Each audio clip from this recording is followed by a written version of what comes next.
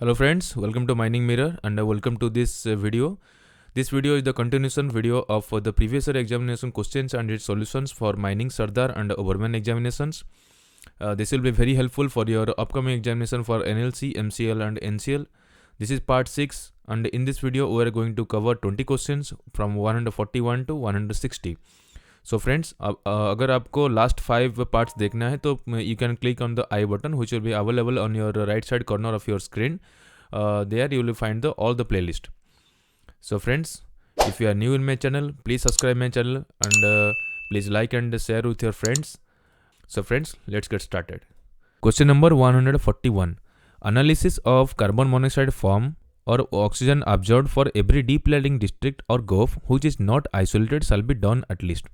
तो यहाँ पे पूछ रहा है सारा डीप लेयरिंग डिस्ट्रिक्ट या गोफ जो आइसोलेट नहीं हुआ है तो वहाँ पे हम लोग को कार्बन मोनोऑक्साइड जो फॉर्म होता है और ऑक्सीजन जो ऑब्जर्व होता है उसका एनालिसिस हम लोग को कितना दिन में करना चाहिए।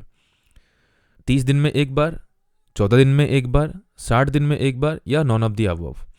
According to CMR 2017 regulation 137 precautions against spontaneous heating, उसमें ये वाला पर्टिकुलर दिया गया है। उसमें 2 पॉइंट है। अगर आपको कार्बन मोनोऑक्साइड खाली जानना है कि कितना कार्बन मोनोऑक्साइड फॉर्म हुआ तो उसको एनालिसिस करना पड़ता है कि वंस इन 7 डेज। अगर आपको कार्बन मोनोऑक्साइड कितना फॉर्म हुआ और ऑक्सीजन कितना ऑब्जर्व हुआ उसको जानने के लिए आपको वंस इन 30 डेज 30 दिन में एक बार करना पड़ेगा। तो answer will be once in 30 days, answer will be A. Question number 142.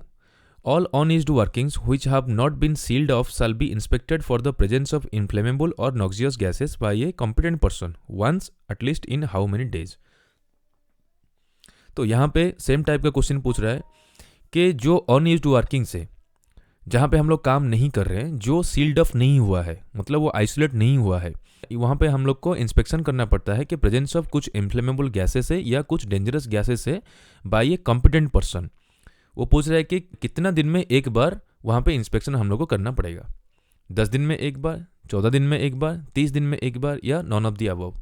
According to CMR 2017 regulation 167 inspection of unused working for gas, तो वहाँ पे दिया गया है कि वंस इन 7 डेज आपको करना पड़ेगा इंस्पेक्शन। तो यहाँ पे ऑप्शन में क्या है 10, 14, 30 नॉन ऑफ द अबव, तो answer will be D, non of the above.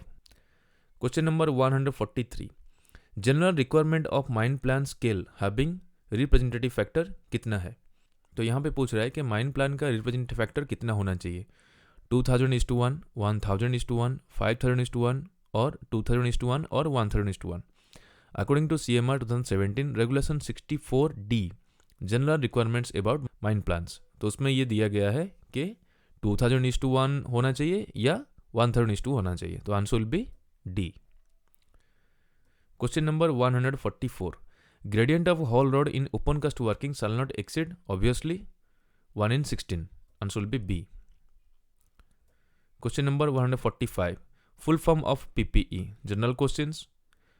Personal, देखिए यहाँ पे जो ऑप्शन C और D है वहाँ पे थोड़ा कंफ्यूजिंग आपको हो सकता है, लेकिन अगर आप पर्टिकुलरली इसके बारे में जानते हैं तो आप आंसर सही तरह से दे सकते हैं। C में क्या लिखा है कि पर्सनल प्रोटेक्शन इक्विपमेंट और D में लिखा है कि पर्सनल प्रोटेक्टिव इक्विपमेंट, तो answer will be personal protective equipment, answer will be D. Question number 146. Notice of hours of work as per mines rule shall be in, form A में है, form B या form C या form D। According to mines rule 1955 rule number 48(1) notice regarding hours of work, वो particular दिया गया है form A में, तो आंसर विल बी ए। ये जो माइंस रूल है, ये माइंस रूल मेटल फॉरेस्ट के लिए भी एप्लीकेबल है और कोल माइंस के लिए भी एप्लीकेबल है। तो आपका रूल्स के ऊपर ना मैक्सिमम क्वेश्चंस आ सकता है और ये माइंस रूल को भी अच्छी तरह से समझना या अच्छी तरह से याद रखना भी बहुत ज़रूरी है। तो मैं अगर कोशिश करूँगा अगर माइंस रूल के ऊपर एक वीडियो बनाने के लिए exclusive. Question number 147. Welfare officers appointment is done in every mine when A number of persons ordinarily employed is, एक माइंस में वेलफेयर ऑफिसर को अपॉइंट किया जाता है अगर नंबर ऑफ पर्सन्स वहाँ पे ऑर्डिनरली एम्प्लॉयड कितना होना चाहिए, 1000 और मोर, 1500 और मोर, 500 और मोर और 100 और मोर। ये भी रूल के ऊपर आ गया। तो mines rule 1955 rule number 72 welfare officer में ये पर्टिकुलर दिया गया है, answer will B 500 or more. Answer will be C. Question number 148. Workmen's inspector is appointed for every mine as per mines rule. ये भी माइंस रूल से पूछ रहा है, कब होना चाहिए वर्कमैन इंस्पेक्टर जो अपॉइंट हम लोग करते हैं माइंस में, कितने लोग होना चाहिए. 500 persons are ordinarily employed, more than 500 but less than 1000 persons, more than 1000 persons, और 500 persons or more persons are ordinarily employed. Answer will be D. ये आ गया किसमें, रूल नंबर 29Q में, वर्कमैन इंस्पेक्टर के बारे में. तो answer will be D. Question number 149. The floor space of the first aid room shall be. ये भी माइंस रूल में है. दो फास्टेड रूम का फ्लोर स्पेस कितना होना चाहिए, ये वहाँ पे पर्टिकुलर लिखा है रूल नंबर 43(3) में, फास्टेड रूम में वहाँ पे दिया गया है. वहाँ पे कितना स्क्वायर मीटर आपका होना चाहिए. Options are less than 10 square meter. देखिए 10 स्क्वायर मीटर तो है वहाँ पे, लेकिन लेस है कि मोर है, वो वाला क्वेश्चन है.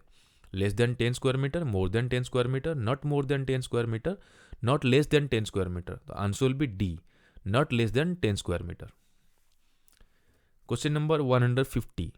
Equipment specified in which schedule as per mines rule shall be kept in first aid room. फिर से माइंस रूल. तो सोचिए कि माइंस रूल से कितना क्वेश्चन आ रहा है.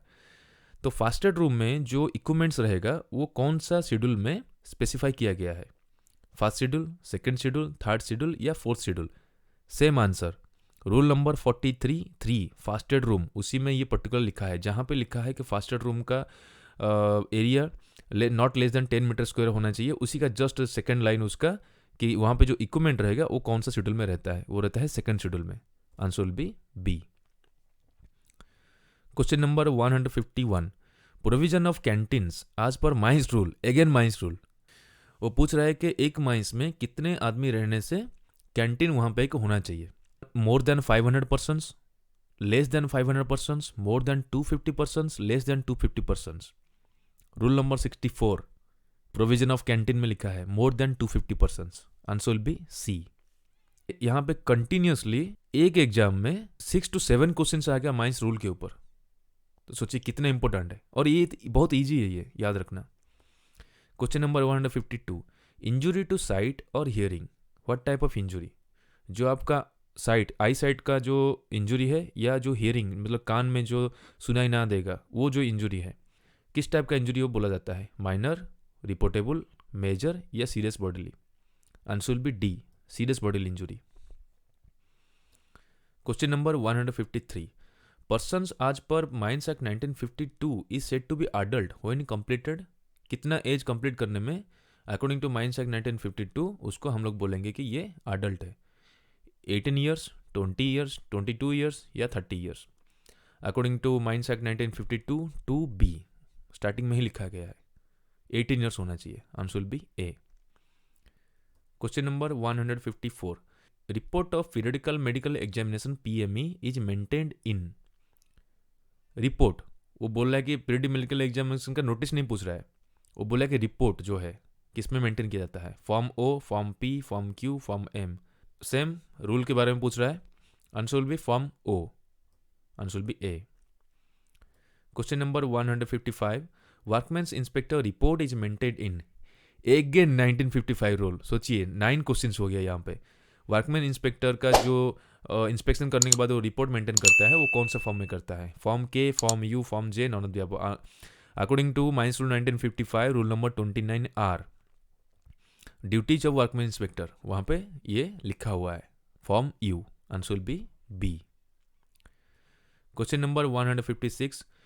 Parting left between any two seams और sections in case of multi section और contiguous working shall not be. एक मल्टी सेक्शन या कंटीजियस वर्किंग अगर चल रहा है तो वहाँ पे दो सीम या सेक्शन के बीच में कितना पार्टिंग नहीं होना चाहिए.